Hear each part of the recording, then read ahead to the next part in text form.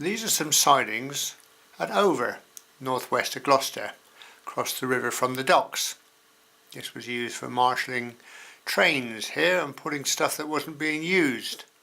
Not quite sure what's there now. Only one way to find out. So this is where we are. Here's the main railway line, and there's the branch off into our extensive sidings there, and then the line continues down, crosses into the docks, crosses the Severn again just to there. In this picture the train's just crossing the river, and that bridge there will feature, no doubt. I think that's still there, and the dock siding that we're interested in branches off to the right. Main line goes straight ahead, but our branch line into these sidings just turns right. This picture is looking the other way, so the branch to the sidings is there on the left, and there on the right hand side you can just about make out Mr. Telford's fine bridge. That will no doubt feature somewhere in our narrative. That's still there. Trailhead just over the river bridge at the lower Westgate Street. This is the top of the embankment where the railway entered into the sidings, so we're looking now out towards the main line, and not a great deal to be seen at the moment. Just in the road here, look, are some old rails heading nowhere in both directions. This is the rail bridge that we saw in the picture, spanning the river and still in use. On the end is a brick and concrete abutment, and on the other side of the railway bridge is Mr. Tommy Telford's little masterpiece. I think it was the largest single span in Europe when it was built. Disused for many a year now, but still standing. They even went to the trouble of paving the pathway through the bridge.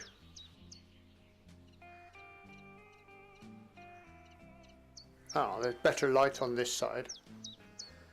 Isn't that just absolutely splendid? And having puffed and wheezed to the top of the bridge, you can now see the roadway, which was the main route heading west out of Gloucester. And from here we can get a very good view of the railway bridge. Although the bridge is still standing now, when it was very first built, it actually sagged in the middle. You can see it there. And they had to wait for quite some considerable time before people were allowed to use it. They were waiting to see if it stood up or fell down. Down there somewhere are the sidings we've come to have a look at. Better get started then.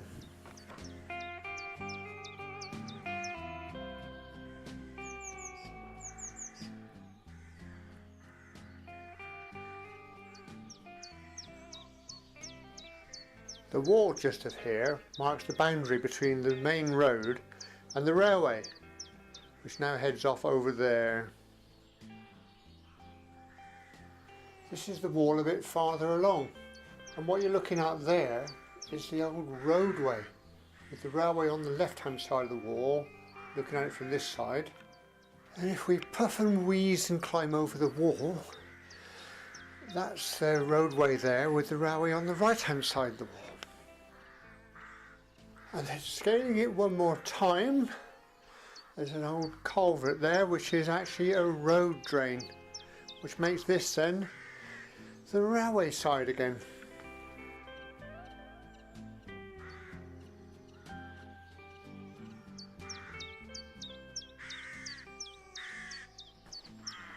Time to get back on the main track. Let's go see if we can find anything else. Here's the sad remains of some of the infrastructure. Some sort of administrative building, I would think. In the undergrowth is a round stone pillar. Looks a bit fancy for an admin block.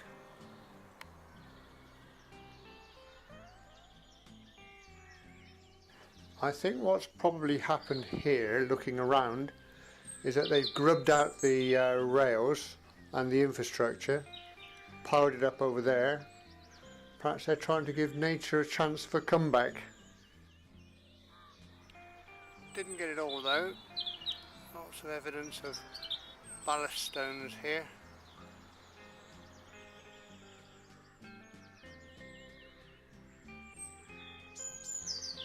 Come on, it's not that bad. This is definitely railway infrastructure, some sort of viaduct. Sturdy railway engineering. One survivor, is that it? A few more sad remains.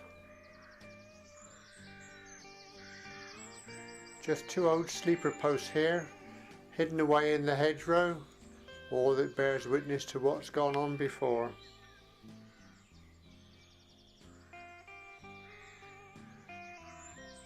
This old timer here, look, resting on his newer mate. I don't think he's in much better condition, to be honest. Fantastically well engineered bridge. At least that's still here.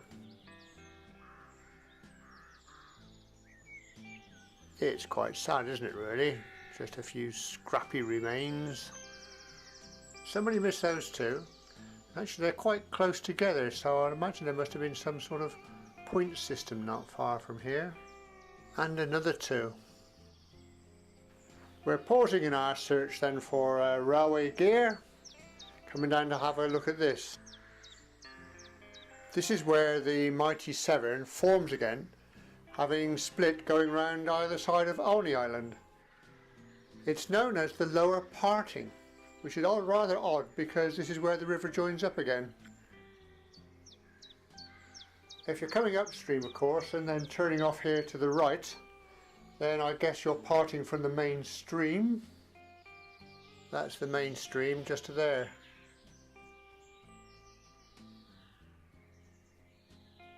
Right, back to work.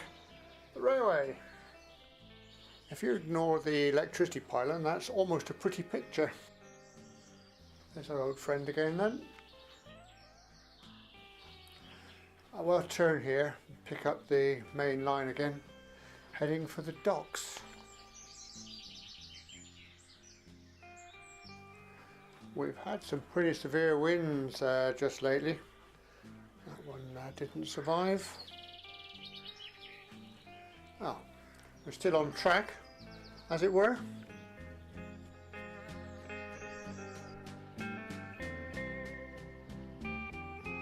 That's very nearly pretty. Here you can see the footpath bears off to the left, but the railway line actually carries straight on. Past this old witness, a GWR broad gauge rail straining post. I'm peering through the tangled undergrowth here. You can see that the railway's now become a viaduct again, gaining a little bit of height prior to crossing over the Severn once more and getting access into the docks. This is just too good to miss, isn't it, really? Even if it does mean getting over a wire fence and then making one's way through tangled undergrowth to get here. I'm not going to be tempted to go too far along here. I'm not quite sure how safe the structure is, and it does look slightly impenetrable. I wonder when the last engine rumbled over there.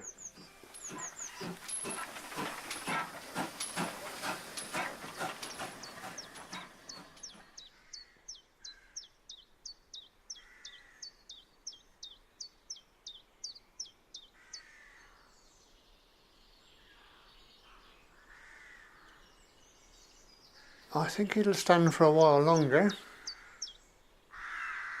I'm not too sure about those timbers though. And there, look, in all its glory, is the bridge which crosses the Severn.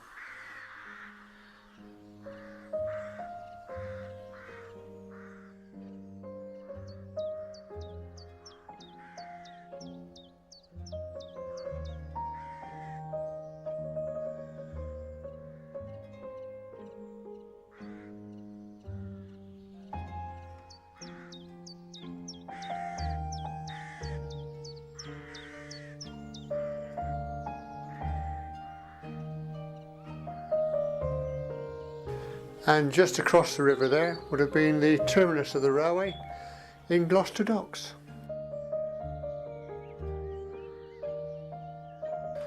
This old bollard here, which is alongside of the railway, would have been used by people waiting to use the River Severn lock. Of the lock itself, just a silted up memorial.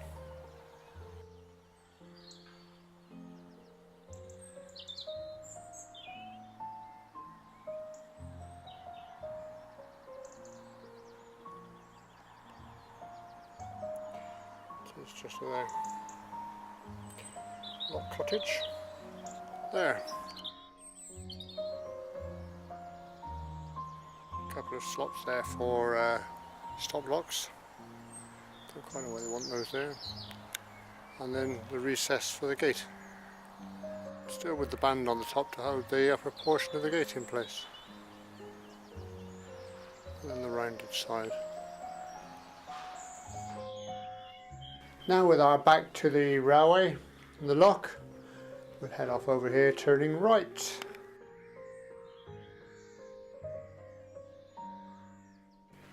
As you can see there's another railway viaduct which leads to the only dock or unloading area on this side of the river.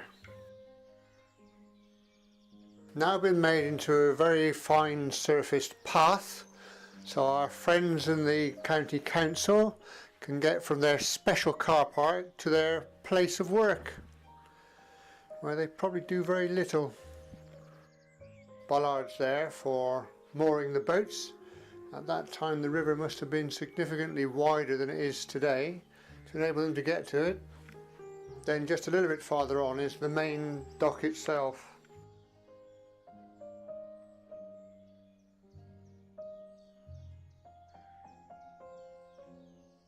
These rails here would have been for the loading unloading crane, not the actual railway itself.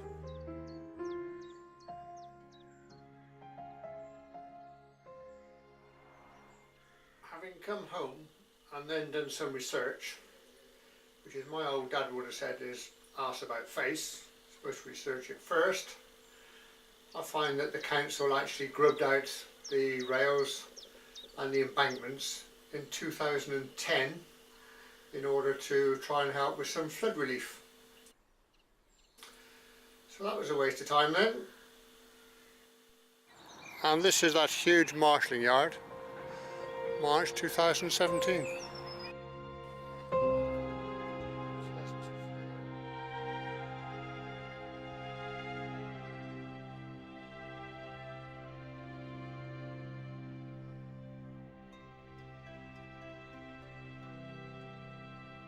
So that's it. Pity the council have tore our history to shreds really, but I think you get the idea.